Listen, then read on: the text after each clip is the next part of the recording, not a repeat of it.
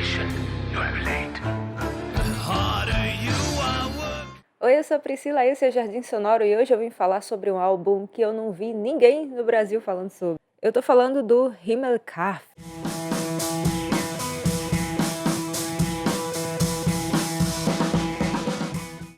Olha, se você é fã de heavy metal, hard rock, daquelas óperas rock, mas se você também é fã de Sonata Ártica e de Silent Voices, você vai se interessar por isso aqui. Eu sei que uma coisa não tem nada a ver com a outra, né? Heavy metal e Sonata Ártica, que é power metal, né? São coisas completamente diferentes, mas você vai entender. Então vamos com calma. Himmelkarft é uma palavra em alemão, não julguem meu alemão que eu não sei falar direito. É uma banda feita por finlandeses. E desses finlandeses, 2 deles são do Sonata Ártica, que é o Toni Kakko e o Pasi, eu nunca sei falar o sobrenome dele, deixa eu ver aqui.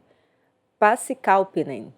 São os 2 membros do Sonata Ártica e também do Silent Voices. Do Silent Voices também tem o Timo Kauppinen no baixo e também tem a participação do Jari Lahti na bateria. Essa é a banda que faz parte do Himmelkarf, mas esse álbum ele é muito diferente porque ele é envolto num conceito. E além desse conceito, ele traz também uma sonoridade bem densa. Por isso eu comentei que se você gosta de aquelas óperas rock, essas coisas assim, você vai se interessar por esse álbum aqui. Então, eu escrevi uma matéria lá no site do Jardim Sonoro, vou deixar o link aqui para vocês conferirem embaixo na caixinha de descrição, que explica bem direitinho do que se trata todo esse conceito, mas eu, óbvio, vou falar um pouquinho aqui para vocês. Em Himmelkarft, a obra gira em torno de uma cidade subterrânea chamada Himmelkarft, que foi construída por uma elite como um refúgio diante de uma iminente Terceira Guerra Mundial nuclear. A história mistura ficção científica, crítica social e elementos distópicos, ecoando ansiedades reais do mundo contemporâneo.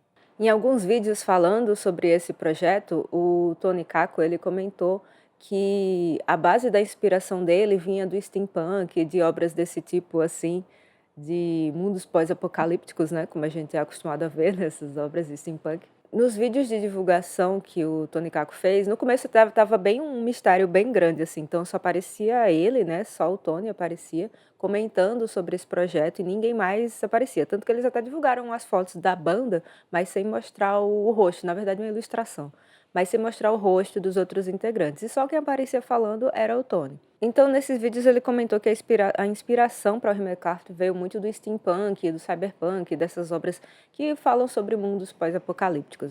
Óbvio, o universo dos games também está incluído aí, e isso aí é já meio que um spoiler, porque a pretensão do Himmelkarft é ser muito além de um álbum, ele quer transpor aí para outros universos, dentre eles o universo dos games também. E vocês vão ver ao longo da que eu for contando a história que ele tem muito conteúdo para isso. E ele comentou também que as ideias para o Himmelkarft estavam guardadas desde os anos 2000, que foi quando surgiu esse nome. A palavra Himmelkarft pode ser interpretada como força celestial ou poder do céu. Ela combina 2 termos alemães, o Himmel, que é céu, e o Kraft, que é força. E a escolha do nome sugere esse contraste entre esperança espiritual e a realidade brutal da cidade subterrânea. O que é um jogo bem poético, né, que casa bem com a dualidade do disco entre o lirismo e a distopia. Tá, mas em termos de sonoridade, o que a gente pode esperar desse álbum aí? Ele é bem denso, as músicas todas são super arrastadas, assim, nem não lembra em nada o power metal, por isso que ele traz muito do heavy metal também. Só que não é só isso, ele traz muita orquestração, então tem uns elementos de jazz ali também. E todas as músicas são nesse nível assim bem arrastada, porque no fim das contas está contando uma história bem pesada, né? Bem triste.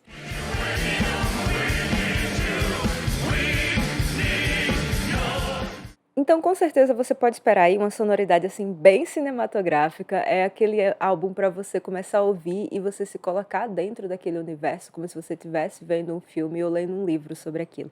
E falando em ler livro, eu queria comentar sobre o projeto gráfico desse trabalho, que está totalmente conectado, né, com a história desse universo. E assim, como eu falei para vocês, a proposta é expandir.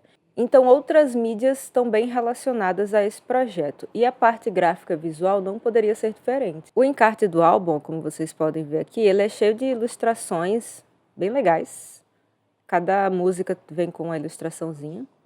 Mas não é só isso não. Quem me acompanhou lá no Instagram viu quando eu mostrei esse álbum, dentre os lançamentos do mês.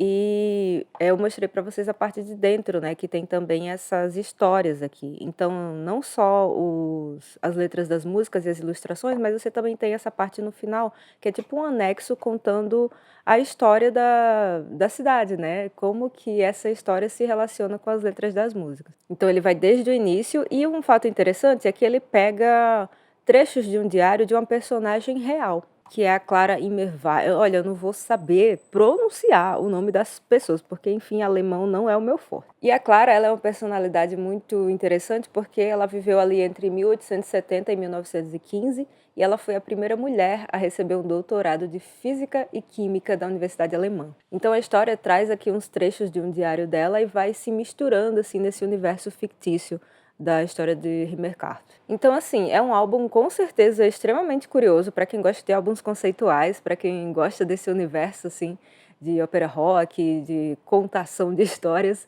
através da música. Eu tenho certeza que você vai gostar muito desse trabalho.